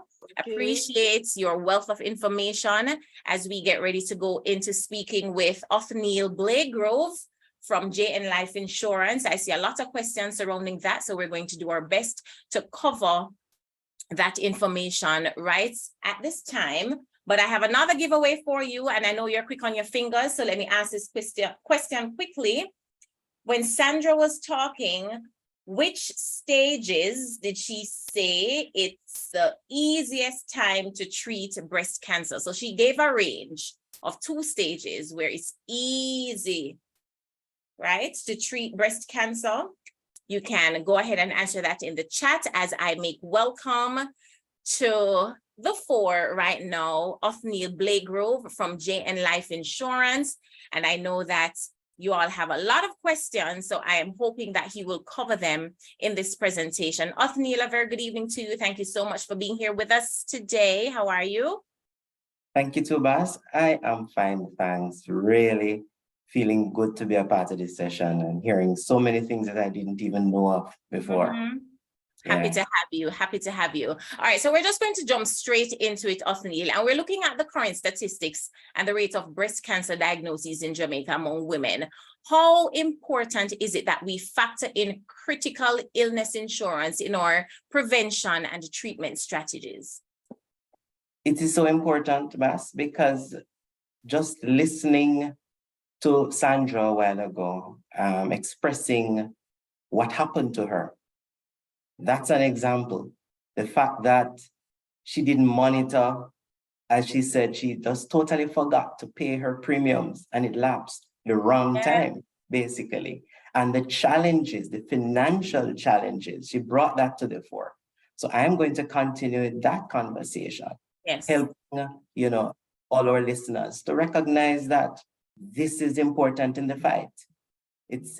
Of course, it's important to screen and to do all of that. And especially know when we see the statistics. But along with that too, a part of preparation is to ensure that you have that critical illness policy. Othneil, we need the money. We need the money to take care of the bills. We need And the guess money. what happened? Yeah. Guess what happened? When you speak to persons, you will have a section of society that says, boy, you know what? I'm going to save and prepare for this. You That can't is why save. you can't. You It's can't very save difficult. enough. When you look at the price, for example, just to fight cancer, and it includes breast cancer, you need at least a $2 to $4 million. Now, how many of us have that in our bank account? So that is something that we need to recognize. And that's where the critical illness policies come in. Talk to us about the critical illness policy, Othneil. Let's just jump straight into it. So we're talking about some of the unique benefits of the JN Life Insurance critical illness policy. Walk us through some of those unique benefits. All right. So the plan is called JN Life Aid. It's an individual critical illness plan that anybody between 18 to 60, once it is that you have never been diagnosed of cancer, you'll be able to qualify to have a plan like that. You pay your premiums, and the amount that you pay is based on your age and gender. Of course, the younger you are, the cheaper it is. Okay. And that is why it's so important to start now. Not tomorrow, you start now. And once you have that plan, one of our JN Life Aid critical illness plan, you're able to be covered to a maximum of $6 million. And the difference, technical difference between a critical illness plan and a health insurance, because a lot of persons say, I don't need that because I have my card, I have my health card. So I can just flash my health card and get certain benefits. Now, of course, in terms, it's what we call indemnity insurance. So it's based on whatever it is that is costed or expensed. Then, of course, with the health card, you're able to get benefits of up to 80%. However, with a critical illness plan, it's a lump sum that you get in cash right up front to assist with all of the treatment or whatever other expenses that can be covered. And as Sandra so rightly said, that the money is needed not just for treatment, but afterwards. So it's so important that you put yourself in that place to have that benefit, that if in case this happens, then you have some amount of funds to assist with treatment and so on. So it's very important that we take one of that out. Now, I remember Sandra mentioned as well that and she did that just 5 minutes ago. She's afraid of recurrence. So when she goes back as a survivor and she's ready to test again, she looks up in the doctor's face and she looks up in the nurse's face. I remember that comment because she's afraid of someone saying to her, guess what happened? The lump come back or whatever comes back. No, that is a real risk and that's a real fear. And we understand that. With JN Life Aid, we cover that. We have what we call a reoccurrence benefit. So once you already have a JN Life critical illness plan, the individual one, if you have a first diagnosis, say breast cancer, you are paid the $6 million. And then afterwards you treat it, it's gone, but it comes back after a year. Then you are able to get claim and get another $6 million because we don't void your plan as do the other insurance providers. Right. So as Sandra said, and you rightly said, let's hear about it later on. JN Life has that plan to ensure that there is this recurrence benefit or even additional occurrence, because it's not just breast cancer. So yes, you may have breast cancer at the start, but then it could be another cancer or another covered illness. You still continue your plan, and yet you will be able, if there's a recurrence or an additional occurrence of another disease, you are able to get benefits. So that's okay, let me stop you right there. Let me stop you right there. Yes. I have to sit up in my seat, because as somebody who, has experience with persons approaching you with life insurances and health insurance and critical illness, you are saying to us that unlike other providers, when you get a critical illness plan, if you use the plan, the plan does not automatically become void and you can't be reinsured. You have a recurrence, what you call it? A recurrence benefit. Yes. For the same cancer or another illness covered under the critical illness? That is so true. So you continue paying. I know it's hard to believe. No, this is amazing. No, this is amazing. Babe, I know you're watching. We need to talk with Othneil after this again. Yes, we need to speak with him. Go ahead. Continue. He's so shocked because I'm used to seeing his chat a while ago. I'm not seeing his chat now. So you need to tell him to talk to me. Wow, right? so this is but amazing. It's very important that we understand this recurrence benefit and recognize that it's unique. It is something that in fact, it's a plan that everyone has to have. And this helps in the fight. It helps in the preparation. And it is so good that as a company and as a group, that we are paying attention. We are seeing what is happening. We are recognizing the statistics, and we have assisted with our Power of Pink campaign. Every year around this time, we assist many persons to do their screening and so on. And yes, we have a life company that ensures that you have this critical illness plan so that if in case it happens, you are ready. I love it. I love it. All right. So we're talking about this critical illness plan for those who are watching and they're considering this critical illness insurance, especially in the context of breast cancer, because that's what our discussion is about. What do they need to do? How do they get in touch? How can they take this brave step? Because it is a brave step, because as you said earlier, I remember some people saying they're not getting any insurance because if them get it, them calling down sickness on themselves. And, Jamaicans and people on a whole have a whole list of things why they shouldn't do something as important as this. How do they take this step, Othneil? All right, so first of all, visit our website, our official website, which is www.jnlifeinsurance.com. Very important. You can get a quote from that website. But not only that, you can visit us at 26 Trafalgar Road. That's where JN Life offices are. And you ensure that you speak to an advisor. You call in as well and ensure that you speak to us. Our number is 733-7130.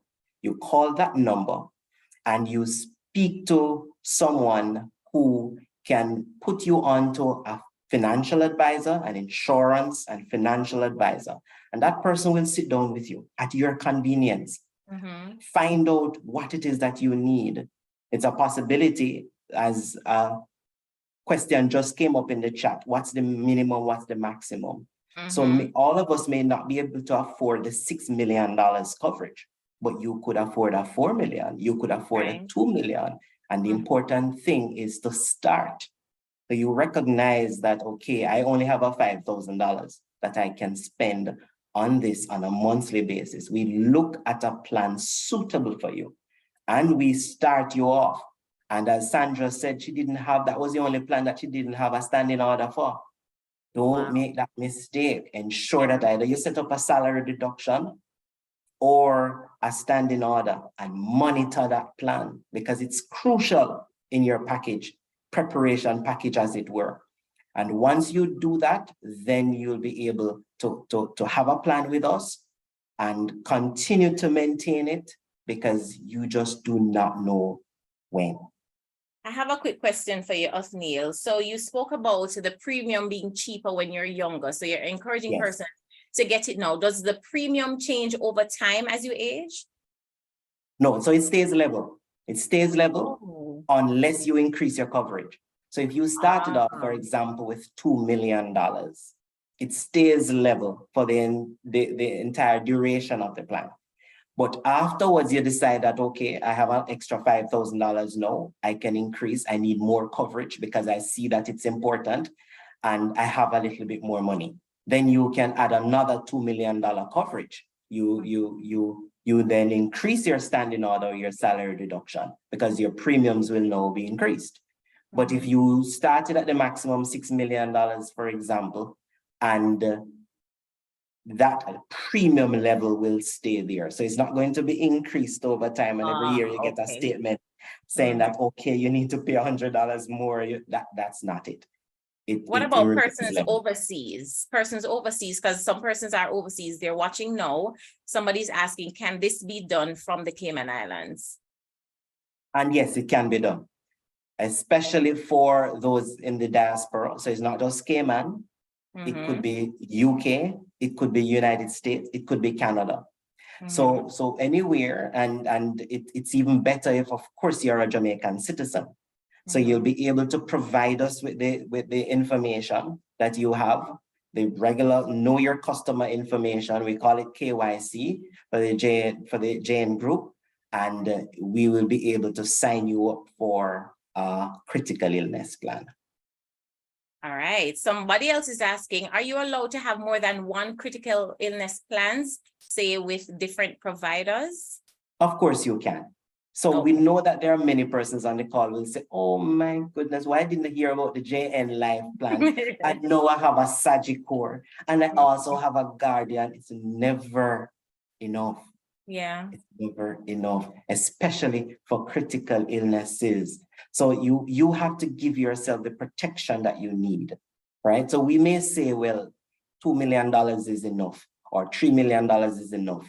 Certainly not with the cost of treatment today. Yes. And it doesn't have to be breast cancer. It could be another cancer, it could be another covered illness that may be so expensive that we just don't have the money.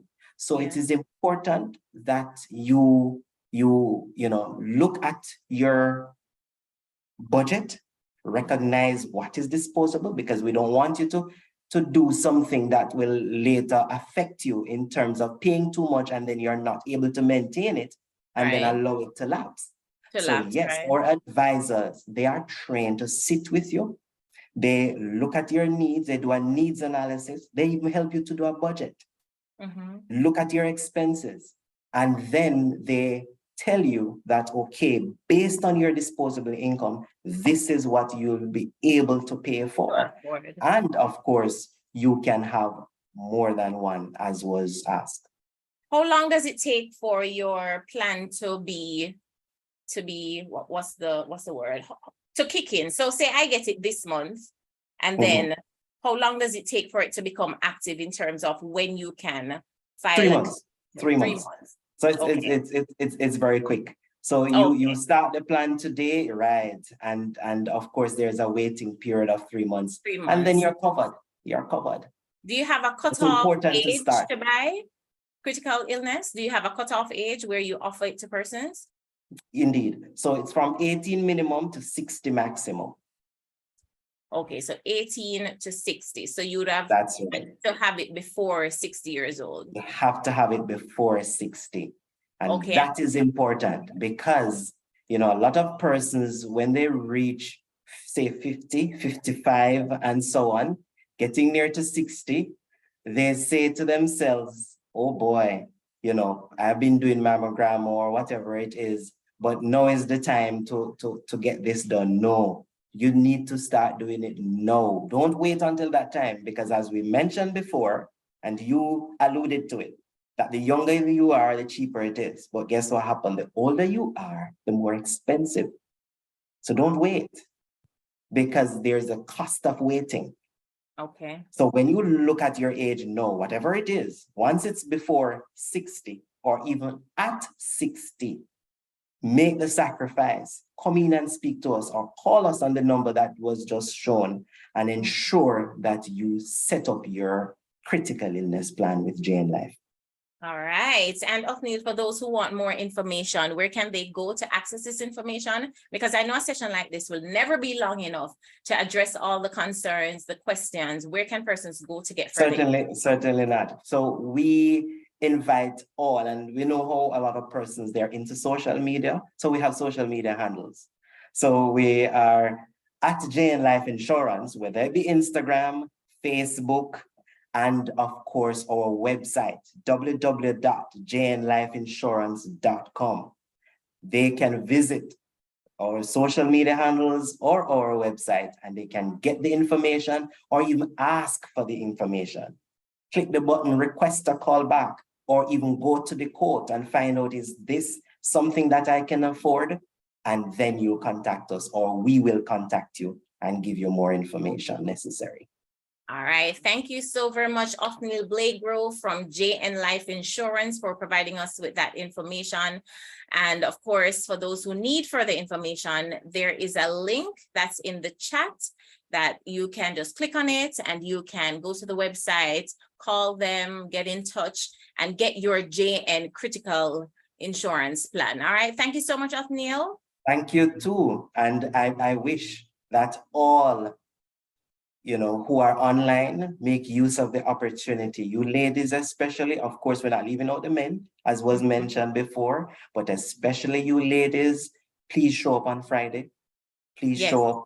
It's World Mammography Day, and the Jane Group is ensuring that at least 150 ladies benefit. So guess what happened? You need to come early, very early, to ensure that you are able to get your free screening. All right. Thank you so much, Othneil. And again, visit the Jamaica Cancer Society this Friday, October 20, as we observe World Mammography Day. You can get your free mammograms courtesy of Jamaica National. So please go on over to the Jamaica Cancer Society this Friday, October 20. It's World Mammography Day. You can get your free mammograms courtesy of Jamaica National. Boy, I tell you, sessions like these are just never long enough. Thanks again, Othneil. Never long enough to just give you all the information that we would love to share. But, we are so very grateful to JN for this another JN Circle Thrive Together live class. This is a special edition defining bravery in the face of breast cancer. We have our Thrive-O-Meter that's going to come back up on the screen for us to just measure how you feel now. We saw how you felt at the beginning of the session. Now we want to measure how you feel at the end of the session. So you'll see that in just a moment. We want to know how your mood has improved. If you know more about breast cancer than you did before, and if you receive what you expected to by attending this class. I want to say thanks again to Kamala McWhinney for sharing, Sandra Samuels, and of course, Othneil Blagrove for just providing just invaluable information. I know sometimes we see the posters on social media, we see them pop up here and there, but to have a forum like this to just sit and discuss and ask questions is priceless. So again, thank you so much to JN for providing us with this kind of forum. We appreciate it.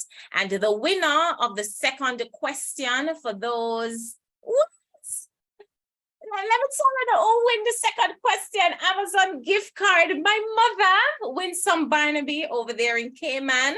She won the second giveaway, and yes, she's all the way in Cayman. She's not near me, right?